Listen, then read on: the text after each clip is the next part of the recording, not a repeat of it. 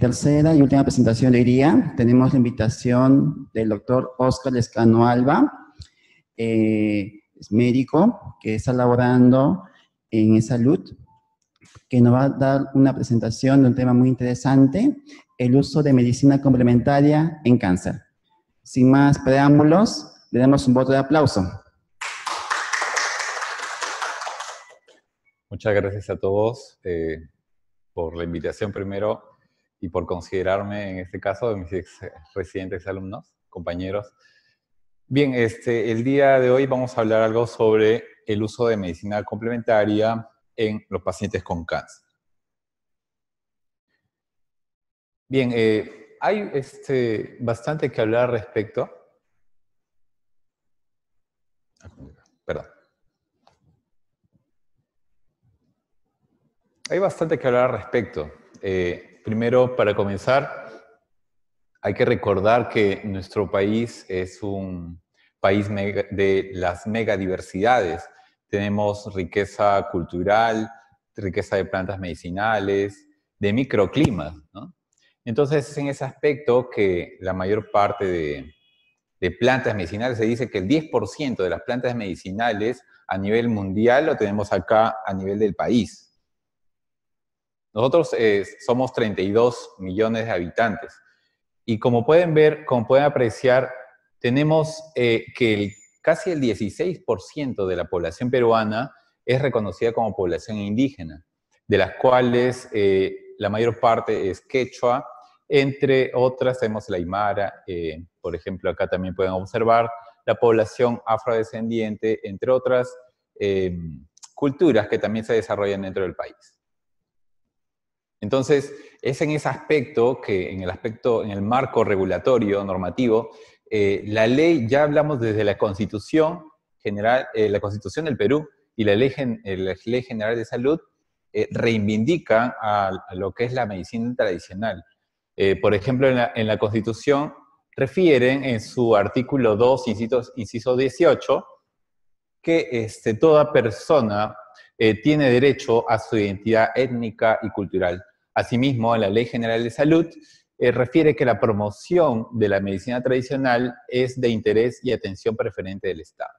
Hay otras reglamentaciones y documentos que también forman parte de nuestro bagaje y lo que hemos estado desarrollando a nivel como país. Todavía hay mucho que desarrollar, ¿no? Como pueden observar en la última parte, se refiere a lo que es la política sectorial de salud intercultural. ¿Qué nos dice esta política de salud intercultural? Nos habla que tiene 4 ejes. Dentro de ellos tiene el primer eje referido a garantizar el derecho a la salud, ¿no? Desde los enfoques intercultural, de derechos, de género e inclusión social. Además, nos habla de fomentar la medicina tradicional, no solamente en espacios como, por ejemplo, a nivel de esta población que es indígena, sino a nivel de toda la población peruana, ¿no? Fortalecer las capacidades y habilidades de los recursos humanos en salud intercultural, muy importante esto y vamos a detallar más adelante, y también fortalecer la identidad cultural y la participación de los pueblos indígenas. Bien, estamos dentro de un marco en el cual tenemos gran parte de la población es indígena, o trae consigo aspectos culturales que van a estar interviniendo de forma positiva o negativa dentro del tratamiento que nosotros estamos brindando. Entonces, como pueden apreciar, no solamente hablamos del manejo de dolor o del manejo de síntomas, sino también aspectos relacionados como, por ejemplo, el aspecto psicológico, por ejemplo, aspectos sociales, espirituales, que van a estar involucrando para una mejor o no tan buena calidad de vida, ¿no? O sea, están involucrados dentro de la calidad de vida que puede tener la persona con cáncer y sobre todo en la fase final de la enfermedad, ¿no? Entonces, estos características son importantes de remarcar a la hora que hacemos una evaluación integral de un paciente, sobre todo un paciente con cáncer. Aspectos también como la parte espiritual es muy importante, ¿no? Entonces, más o menos, como dice, ya hemos venido en las primeras láminas hemos dicho que es una norma del Estado que todos los recursos humanos, sobre todo en la parte pública, sepamos qué es la salud intercultural, y por ello es necesario saber qué es medicina complementaria, qué es medicina alternativa, y vamos a desarrollar estos aspectos, ¿no? Entonces, tenemos una estrategia de la Organización Mundial de la Salud hacia el 2023. Esta estrategia ya define algunos conceptos, como por ejemplo la medicina tradicional y medicina complementaria, ¿no? Los divide en estos dos porque hay ciertas diferenciaciones que es necesario tener en cuenta. La medicina tradicional, como dice, tiene una larga historia.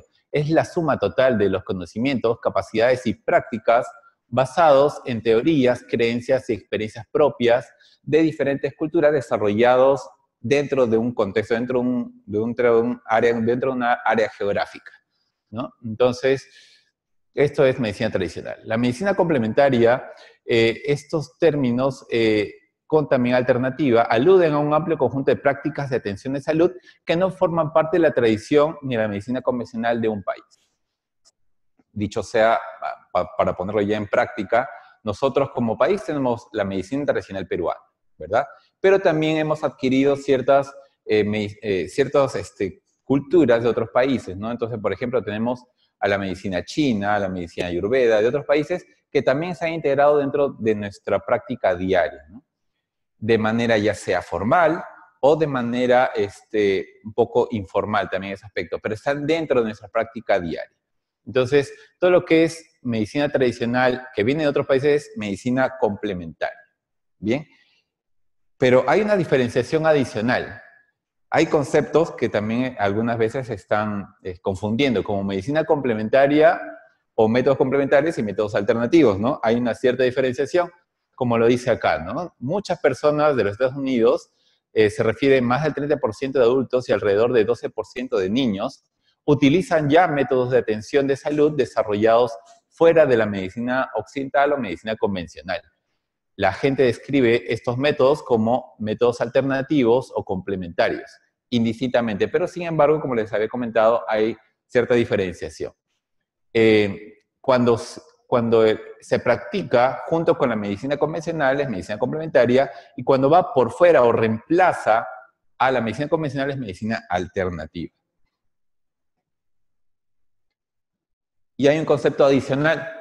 Entonces, para confundirnos aún más, a nivel mundial también se habla de conceptos como oncología o, bueno, medicina integrativa, y también una subdivisión que es oncología integrativa.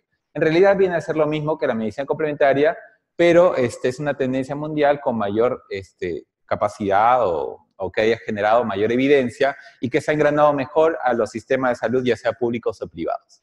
Y en la parte de oncología también hay sociedades que se están creando, como la Sociedad de Oncología Integrativa de Estados Unidos, y otros países también de Europa, que es el uso de estas terapias complementarias en la parte de oncología convencional.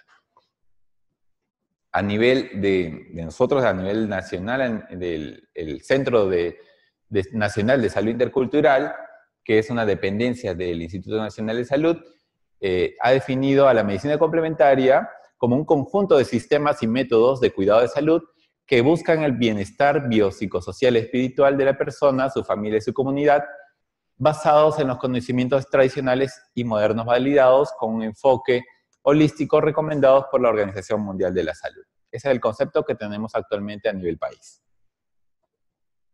Entonces, hay muchos métodos que cuando uno, por ejemplo, entra a una página de internet, salen como 100 métodos relacionados a medicina complementaria o medicina alternativa. Nosotros a nivel de la seguridad social le hemos agrupado estos métodos en 5 grandes grupos, ¿no? Según la proveniencia del sistema tradicional del país de donde proviene, ¿no? Por ejemplo, hacemos acá la acupuntura, las terapias biológicas, las terapias mente-cuerpo, terapias energéticas y terapias manuales. En realidad esta división usualmente también es aceptada a nivel de la Organización Mundial de la Salud, ¿no? Con ciertas leves diferencias, ¿no? Como vemos acá, la acupuntura, ¿qué métodos están relacionados con acupuntura? Tenemos, por ejemplo, la acupuntura corporal, la auriculopuntura, la aplicación de acupuntura con láser, con lo que es una lidocaína o silocaína o procaína, que es la acupuntura alemana, la presión en lo que es el segundo metacarpiano, que se les digo. Todo esto es la medicina relacionada a lo que es la acupuntura, medicina tradicional asiática o en general como lo conocemos China, ¿no? Terapias relacionadas a mente-cuerpo, como algunos ya lo conocerán, es el tai chi, yoga, biodanza, relajación, meditación, hipnosis, programación neurolingüística, biocognición, entre otras, ¿no? Terapias biológicas, la parte de alimentación, trofoterapia, plantas medicinales, fitoterapia, hidroterapia, geoterapia o termalismo, ¿no? Terapias energéticas como homeopatía, terapia floral, musicoterapia, electromagnetismo, y terapias manuales como reflexoterapia, tuina, quiropraxia, shiatsu o osteopatía. Entonces, como vemos acá, hay una amplia relación de procedimientos, algunos aceptados, algunos no, pero que a nivel, por lo menos de la seguridad social, estos son los que están manejándose en nuestro sistema de salud, ¿no?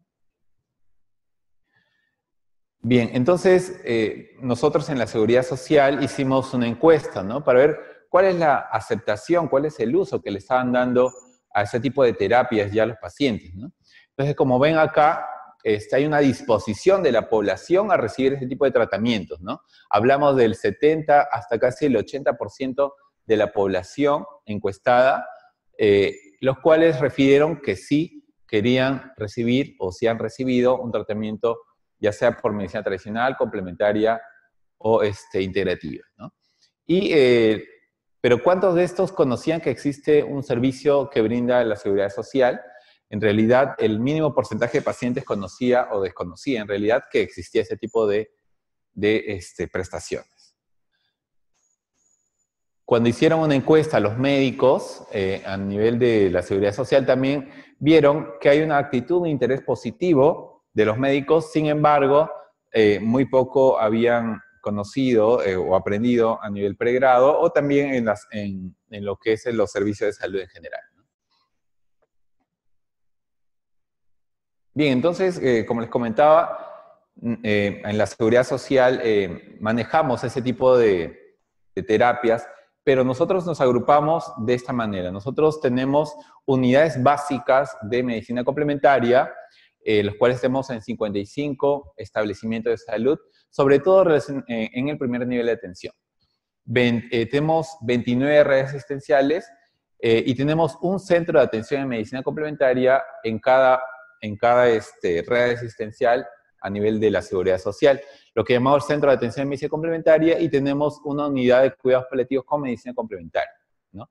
Que esto ya hablamos desde el año 2008.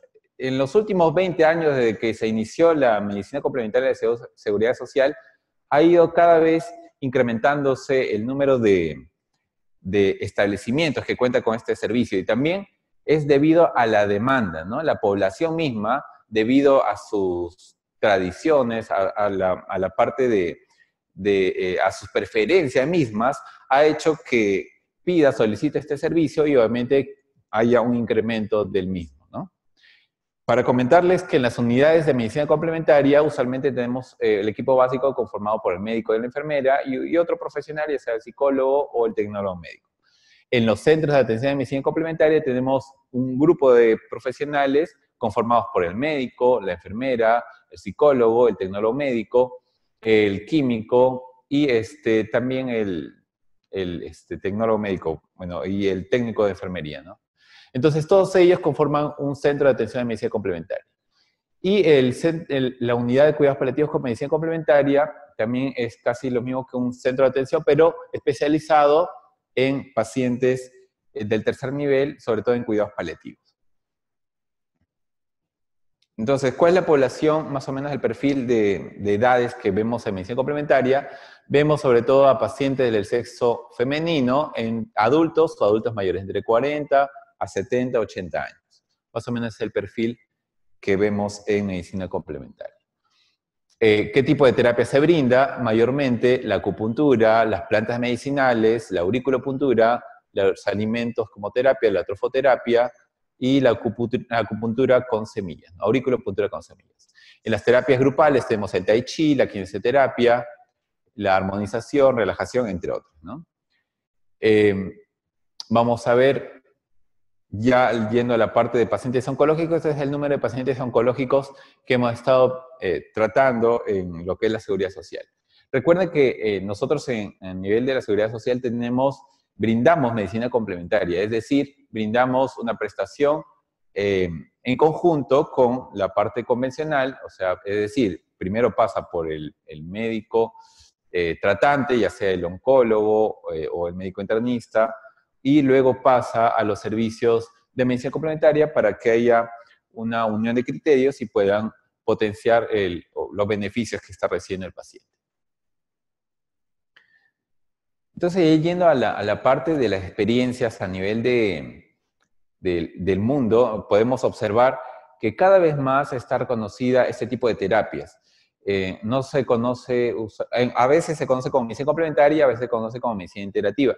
Las guías de las NCCN, por ejemplo, esta versión del año 2018, ya hace más o menos 5 años atrás, contempla el manejo, el uso de ese tipo de terapias, que son las terapias integrativas, le denominan intervenciones integrativas, para el manejo de pacientes con dolor oncológico, ¿no? Como podemos ver acá, ¿no? Sobre todo en pacientes adultos mayores y en niños que por su preferencia quieran optar por estos métodos, ¿no? El masaje, el tratamiento, por ejemplo, con TENS, acupuntura, acupresión, estimulación con ultrasonido, la parte de movimientos, masoterapia, el mindfulness, imaginería, hipnosis, terapia de relajación, entre otras, ¿no? Entonces, hay varias terapias que están aceptadas a nivel de estas guías de manejo integral del paciente con dolor oncológico, ¿no?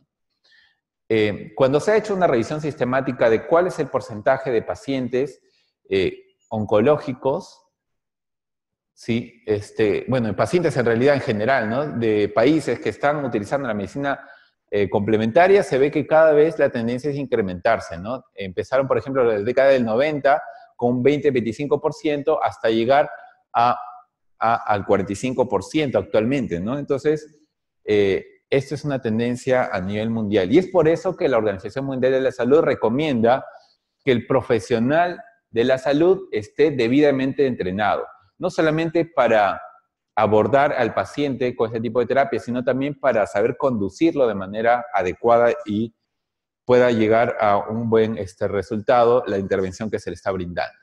¿Y qué tipo de terapia se le está brindando? Por ejemplo, tenemos los productos naturales, la respiración, yoga, meditación, masoterapia o masajes, dietas especiales, homeopatía, entre otras. Esto es a nivel mundial, lo que se está brindando.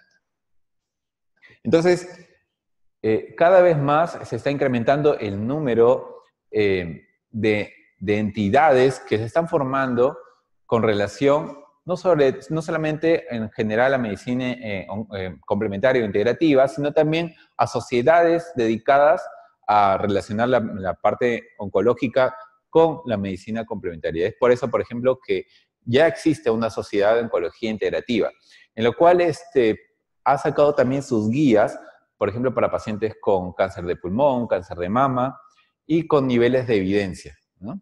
Entonces, como podemos ver acá, para el manejo del cáncer de mama con terapias integrativas o terapias complementarias, podemos ver que hay grados de recomendación entre B y C. Tenemos acá la musicoterapia, meditación, el manejo del estrés, el yoga, acupuntura, la masoterapia, entre otros, ¿no? Para el manejo de la depresión o estados de humor, o ansiedad, tenemos la meditación, relajación, yoga, masaje, todo esto es con evidencia A, ¿no?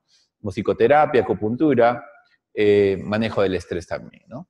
En cuanto al manejo de la fatiga, tenemos acá la acupuntura, tenemos entre otros tipos de consejería también para ahorrar este tipo de padecimientos, ¿no? Tenemos el manejo del sueño con terapias específicas para manejo de estrés, tenemos la meditación, acupuntura para incrementarse la calidad de vida, tenemos, por ejemplo, también la acupresión, electroacupuntura, sobre todo el que tiene más evidencia para el manejo del dolor es la acupuntura, ¿no? Entre otros, ¿no? Entonces, como podemos ver, hay varias terapias que están debidamente comprobadas su eficacia pero que ahí no se queda, sino que hay que seguir investigando también al respecto. También, por ejemplo, tenemos también para una guía para pacientes con cáncer de mama, en los cuales también hay algunas recomendaciones, ¿no? Por ejemplo, para náusea y vómitos, la acupuntura, ¿no? También musicoterapia, yoga, meditación para lo que es ansiedad, para calidad de vida es el yoga, musicoterapia, para la fatiga y la hipnosis, el yoga, o acupuntura también para lo que es los enrojecimientos, los bochornos que puede tener también a partir de los tratamientos con ese tipo de terapia, que es la quimioterapia, ¿no? Bien, les estaba comentando también una guía, ¿no?, de práctica clínica para pacientes con cáncer de pulmón, en las cuales también hay ciertas recomendaciones. Por ejemplo, lo primero que recomienda esta guía es que haya un abordaje integral, ¿no? No solamente se habla de un abordaje físico, sino también psicológico, espiritual, emocional, que pueda brindarle mayor beneficio a estos pacientes, ¿no? Se dice una intervención multimodal, multidisciplinaria, ¿no? Y también lo que habíamos visto en cuadros anteriores, la acupuntura también, por ejemplo, para lo que es las náuseas, vómitos, post-quimioterapia puede ser una opción, ¿no?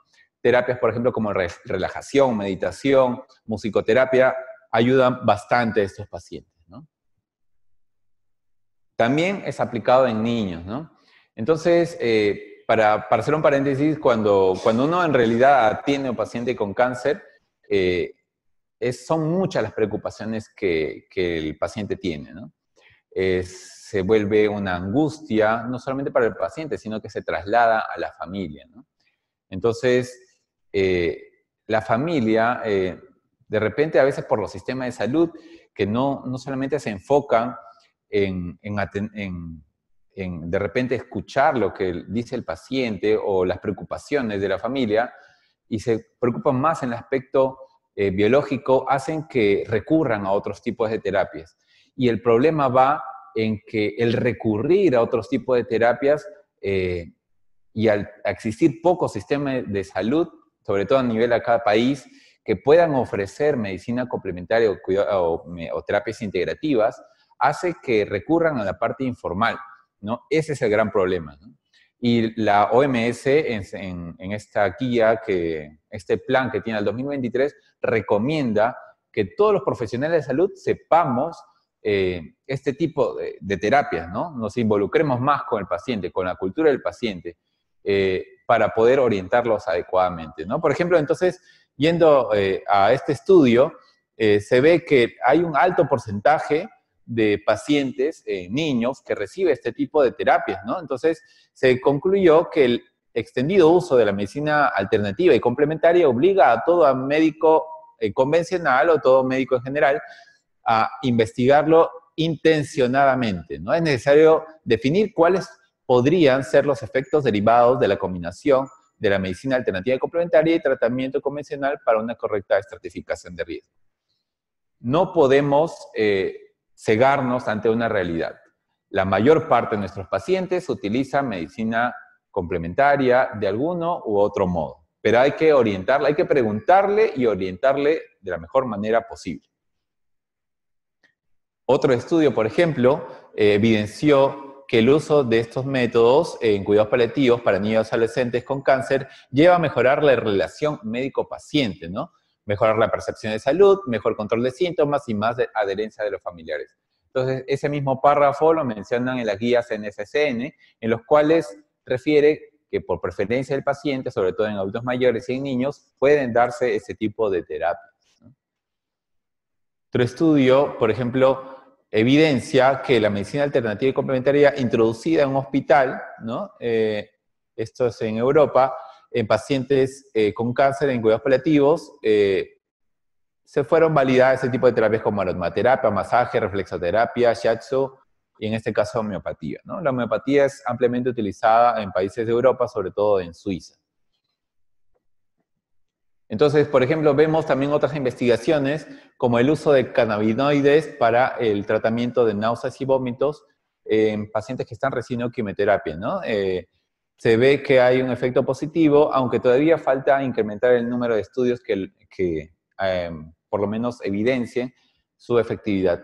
Ya hay una ley y hay un proyecto de ley para introducirse este tipo de terapias a lo que es nuestro sistema de salud, que está por salir. Es el reglamento para el uso y, bueno, de lo que es los cannabinoides, ¿no?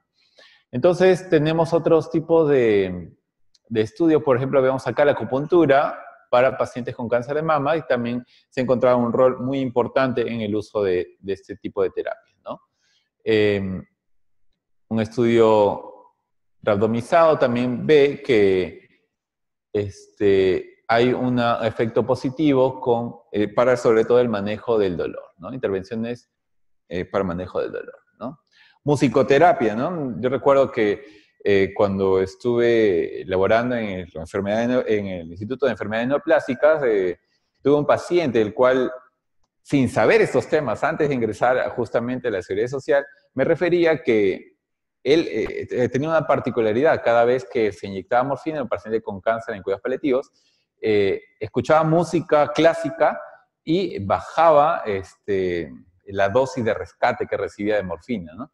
Es interesante porque también el hecho de concentrarse, relajarse, ¿no? La meditación hace que se maneje el dolor de manera mejor, de manera adecuada, ¿no? Y es por eso que se recomienda también el uso de este tipo de terapia, que es la musicoterapia, ¿no?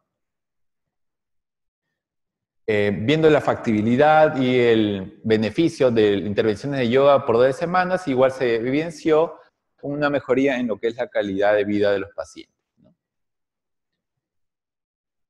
2 últimos estudios, por ejemplo, acá vemos que cuando hay hospitales donde los médicos o hay personal de salud que se visten de clown, ¿no? Y esto también se ha visto que hay una repercusión positiva, sobre todo en áreas pediátricas, ¿no? Hace que el niño, en este caso con enfermedades oncológicas, reciba mejor su tipo de tratamiento, y también hay una mejor relación médico-paciente, ¿no? Entonces, es algo que también son terapias y son intervenciones adicionales o que de repente en nuestra formación como médicos nos enseñaron, pero que son muy importantes, sobre todo para tener un mayor contacto con el paciente y también para poder brindarle lo mejor que podamos, en este caso, en una terapia integral, ¿no? Y por último, la espiritualidad. La espiritualidad recuerdo cuando revisé la parte de cuidados paliativos, es muy importante tenerlo en cuenta, ¿no? Es más, es un pilar dentro de lo que es la intervención de un paciente con cáncer, ¿no? La desesperanza, la falta de repente de acompañamiento hace que haya un sentimiento de vacío, y eso repercute obviamente en el dolor, en la ansiedad y en todos los síntomas que pueda tener el paciente. Es muy importante preguntarle, ¿no? Y ese es otro capítulo muy aparte que también se tiene que desarrollar, ¿no? Hay que preguntarle al paciente, independientemente de su religión, cómo se siente, cuál es su fe, de repente si hay síntomas de desesperanza, cuál es el apoyo social y familiar, para poder también brindarle un abordaje integral. Obviamente, como les decía, estos pacientes que tienen este tipo de síntomas, como por ejemplo desesperanza, tristeza, hacen que la intervención que se le puedan brindar también sea más limitada, ¿no? Es por eso que hay que tener en cuenta eso. Bien, pero no todas las terapias en medicina complementaria son efectivas, o no todas las plantas medicinales pueden ayudarnos, ¿no? Entonces, por ejemplo, estudios como en el Reino Unido ven que hay algunos productos de plantas medicinales que pueden alterar, disminuir el efecto de algunos quimioterápicos. Por ejemplo, la equinacia, cuando se administra en forma coadyuvante, por ejemplo, en ciclofosfamida, vincristina y en otros tipos de medicamentos quimioterápicos, también hay un efecto negativo, entonces por lo cual se recomienda evitar. El ajo, una planta es el ginkgo, el ginseng, ¿no? En algunos de ellos también ciertos quimioterápicos deben evitarse, ¿no? Bueno, debe evitarse, mejor dicho, brindarse este tipo de plantas cuando se administren este tipo de quimioterápicos, ¿no? Tenemos también la soya, la hierba de San Juan, valeriana o vitamina C, ¿no? Y hay que tener precaución con algunos quimioterápicos, ¿no? Es larga la relación de efectos que puede tener en conjunto cuando se aplica quimioterápicos y con plantas medicinales o con algunos tipos de tratamiento de medicina complementaria. Bien, la información está disponible, ¿no? De repente, si no lo conocían, ustedes pueden ingresar a portales como portales del National Cancer Institute, donde ahí hay portales no solamente para profesionales, sino también para el público general, donde ahí hay no solamente está en inglés, también está en español, hay una relación de los procedimientos en medicina complementaria, medicina integrativa, que se brindan con las recomendaciones del caso. Hospitales, institutos relacionados al cáncer, como por ejemplo el MD Anderson Cancer Center, también tienen sus centros especializados en medicina integrativa, ¿no? Por ejemplo, acá recomienda la acupuntura, el abordaje psicológico, meditación, musicoterapia, el masaje ecológico, entre otros, ¿no? Entonces, también hay experiencias nacionales. Hace un año también la Clínica Delgado y Oncosalud también están brindando, hay un servicio especializado en medicina integrativa o medicina complementaria, ¿no? ¿Por qué? Porque los pacientes solicitan.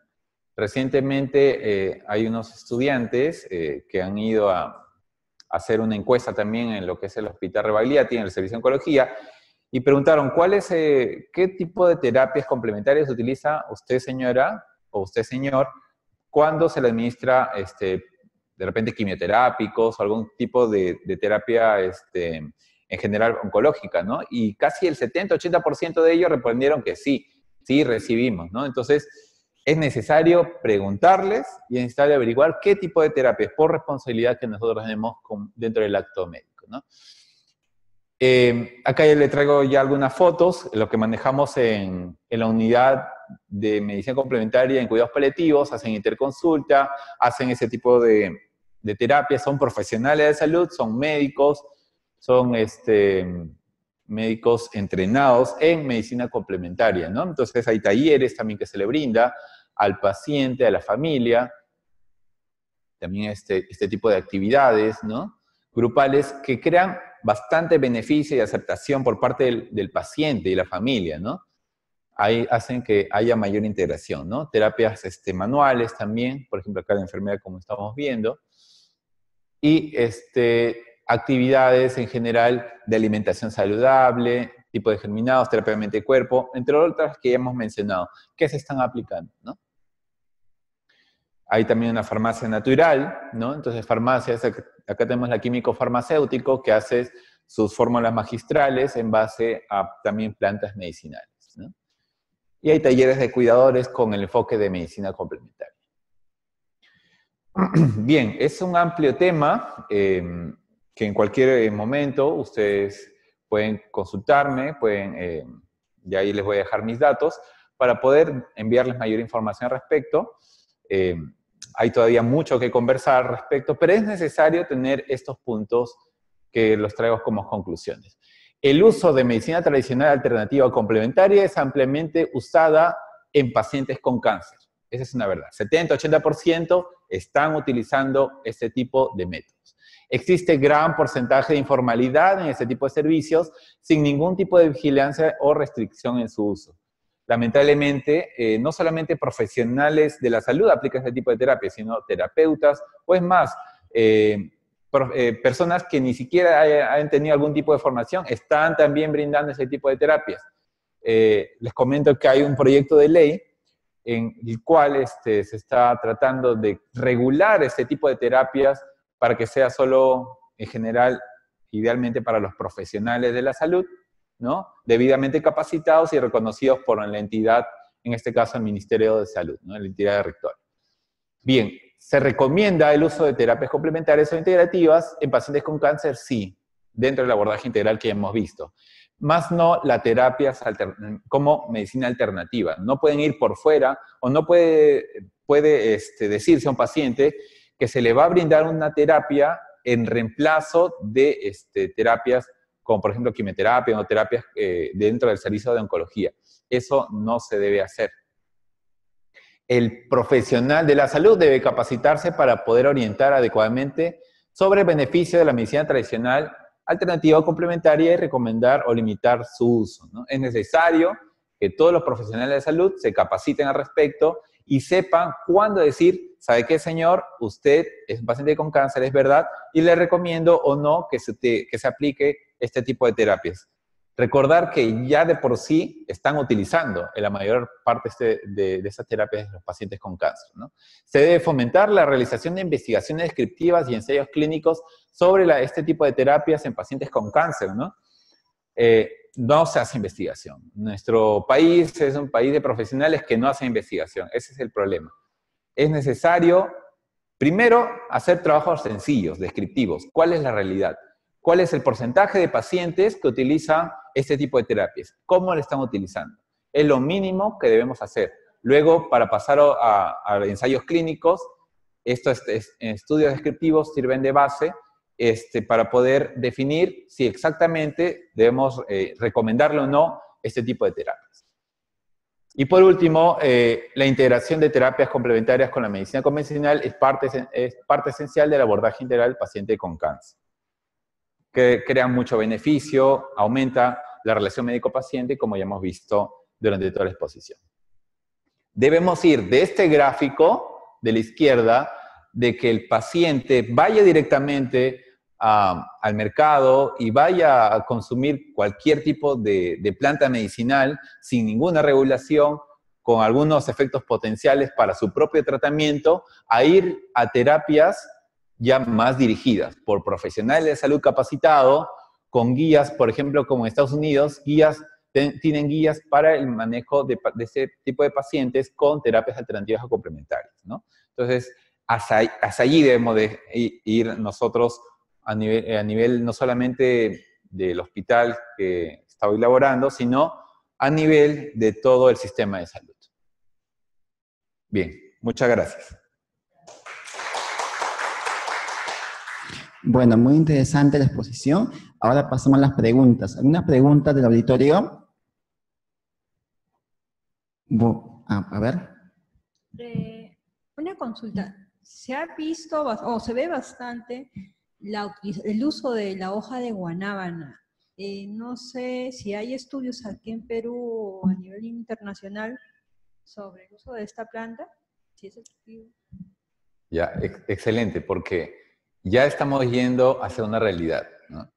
Es más, cuando uno va al hospital, al Neoplásicas, ve afuera varios puestitos chiquitos, ¿no? Vendiendo hoja de guanábana, entre otras cosas, ¿no? Entonces, como les vuelvo a decir, hay mucha informalidad, ¿no? No sabemos, por ejemplo, no sabemos si esas hojas, ¿no? Para comenzar, no sabemos si esas hojas de repente están en mal estado o de repente tienen algunos metales pesados o etcétera, ¿no? Y en vez de mejorar al paciente lo podemos empeorar.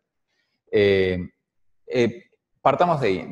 No existe todavía estudios que comprueben el beneficio con hoja de guanábana, pero por creencias, por cultura, la gente ya la está consumiendo. Entonces, debemos primero hacer estudios, ¿no? Estudios observacionales, ¿no? De repente ver qué tipo de beneficios brinda al paciente el consumo, porque, por ejemplo, hay plantas que ya llevan años consumiéndose, ¿no? La hoja de coca, pero todavía no hay estudios que comprueben en sí si exactamente hay un beneficio o qué beneficio potencial. ¿Por qué? Porque los profesionales de salud no hacemos investigación. Debemos hacer estudios serios, primero descriptivos y luego, como les digo, ensayos clínicos para evidenciar si es que en realidad este tipo de plantas son efectivas o no. Pero no podemos seguir dejando el tiempo y seguir dejando que los pacientes consuman ese tipo de plantas. Lo que usualmente hacen los médicos es decir, ¿sabe qué, señora? Bueno, siga tomando nada más sus hierbitas, que si no le hace bien, le hará mal, no sabe. Pero siga usando su hierbita. Pero en realidad es algo irresponsable de nuestra parte decir eso, ¿no? Debemos capacitarnos adecuadamente, debemos hacer investigación sobre este tipo de plantas que ya está consumiendo la población, sobre todo los pacientes oncológicos. Sí. ¿Otra pregunta? Sí, bueno, muchas inquietudes al respecto, doctor Lescano. Una presentación excelente, ¿no? Y muy motivadora para poder buscar más conocimiento. Esto, pues, desde que estamos en pregrado no se nos enseña, ¿no? En principio, ¿no? Más es la medicina convencional y vamos creciendo, ¿no? Creciendo en la carrera y con los enfoques, pues, tradicionales, ¿no? Hospitalocéntrico, solo recuperativo, ¿no? Y hasta que llegamos a hacer la residencia en medicina familiar y Sí, empezamos a ver desde otra óptica las cosas, ¿no? Y sí es interesante porque de eso no conocemos casi nada, ¿no? De repente más conoce la persona que está afuera, ¿no? En la calle de esas terapias que nosotros, ¿no? Que cuando nos preguntan los pacientes no tenemos mucho que informar, ¿no? Y sí se hace, ¿no? Se cometen muchas prácticas que de repente no son tan correctas porque los pacientes utilizan otras cosas, ¿no? Utilizan otros tratamientos adicionales a la quimioterapia, ¿no? Con los resultados similares, ¿no? Porque generalmente son diagnosticados en estadios avanzados. Esa es nuestra realidad acá en Cayetano Heredia. Vamos a sus domicilios, ¿no? Y nos encontramos con la situación de que la paciente, en unos casos en Condevilla, por ejemplo, ¿no? Había dejado o abandonado la quimioterapia, ¿no? Porque había tenido, pues, los síntomas, ¿no? Los efectos que habitualmente suceden, sin una adecuada orientación, comunicación con la parte médica, ¿no? Para poder pasar esta fase. Y se había ido a Huacho, ¿no? Y ahí había empezado una terapia alternativa, ¿no? Con costos que no son tan bajos, ¿no? Y tenía todo un arsenal de pomos, frascos de medicamentos, entre comillas, ¿no? Que contenían algunos multivitamínicos, ¿no? La paciente, pues, siguió su curso, progresó, hizo complicaciones y falleció, ¿no? Rápidamente. Entonces, ¿qué tanto los médicos o el personal de salud que tenemos esa aproximación con el paciente hasta ver esa realidad, ¿no? Tan directa, vamos a poder orientar, ¿no? Cómo, o sea, porque tampoco es que es inválido, ¿no? Esas terapias tienen también su validez, solo que hace falta conocer, ¿no? Entonces, en ese sentido, yo le invito a que de repente en futuros programas de capacitación, ¿no? Con los residentes de medicina familiar podamos hacer en conjunto algo, ¿no? Para poder, de alguna manera, quitar esta ignorancia que tenemos al respecto, ¿no? Sí, gracias, doctora Nadia.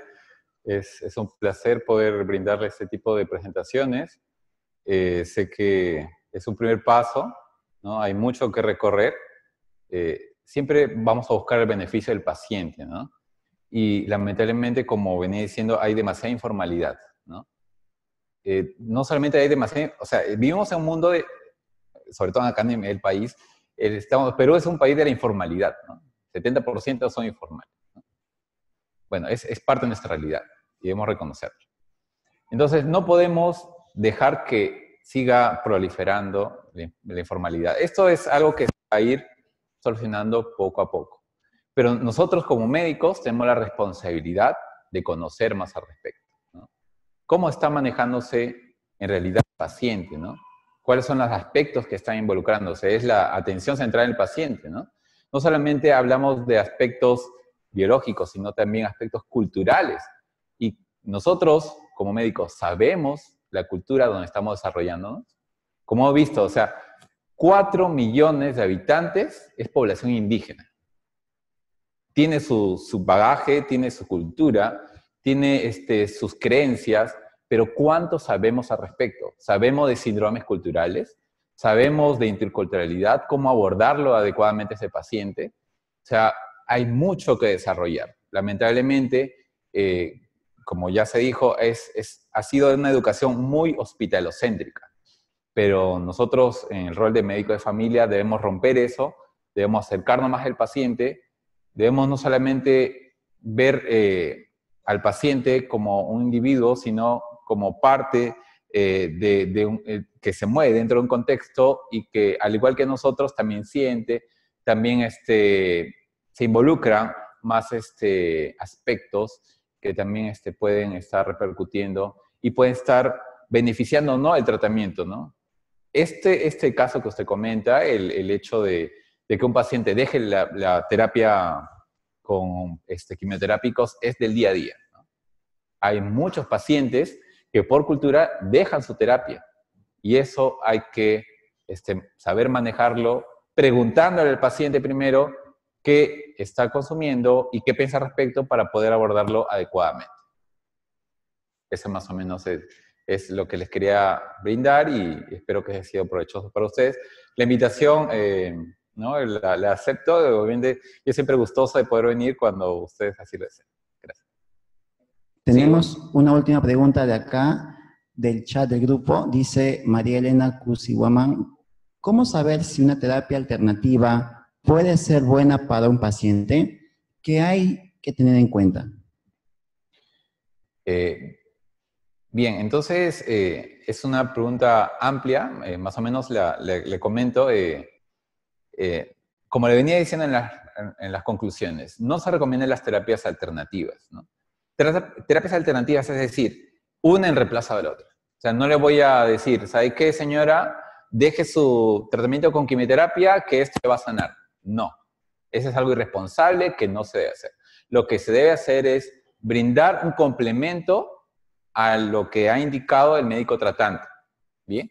Entonces, para comenzar, medicina complementaria y medicina integrativa son los conceptos que y medicina tradicional en general son los conceptos que la Organización Mundial de la Salud recomienda en los documentos que ya les había pasado, ¿no? ¿Y qué tipo de terapias? Partamos de lo que tienen más evidencia, ¿no? Entonces, ahí les he traído algunas guías, son guías de práctica clínica para el uso de ese tipo de terapias, ¿no? Hay guías, por ejemplo, que sobre todo las que tienen más recomendaciones es la acupuntura y la medicina tradicional china, sobre todo para manejo de dolor, náuseas, vómitos, y terapias mente-cuerpo, como por ejemplo la meditación, relajación, tai chi, yoga, todas las terapias que van a beneficiar a la parte psicológica del paciente, tienen mayores muestras de evidencia en ese aspecto, ¿no? Entonces, hay mayores evidencias que tienen ese aspecto. Hay muchas otras terapias,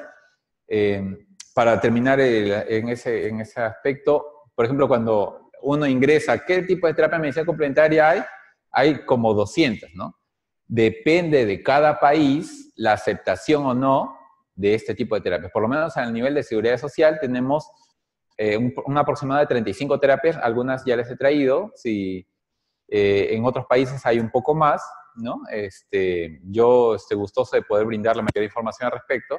Más o menos esas son las páginas que pueden consultar. Hay páginas en las cuales los pacientes con cáncer pueden averiguar. Hay de Estados Unidos, el Instituto Nacional del Cáncer, traducido en español, ustedes pueden ingresar, también está la evidencia, cuándo usarlo y cuándo no.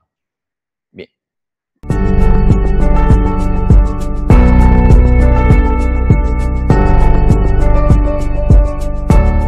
Gobierno del Perú. El Perú primero.